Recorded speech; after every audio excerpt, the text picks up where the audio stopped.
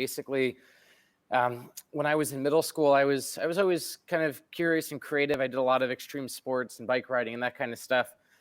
But I was diagnosed with diabetes, and when I was diagnosed with diabetes, it kind of changed my entire life. I became insulin dependent. Ultimately, I got on the insulin pump, and years later, I kind of realized that if it weren't for technology and the advancements in technology, I wouldn't be alive. I wouldn't be able to live the way that I live today. Which I have a great life. I travel a lot. I'm very active, and so I owe a lot to technology. I owe a lot to scientists and to innovation, and that really, I think, is what kicked off my initial interest. So I started dabbling with just chemistry and physics and engineering back when I was in high school, and that led down a kind of crazy route. I dropped out of high school to go work for the government.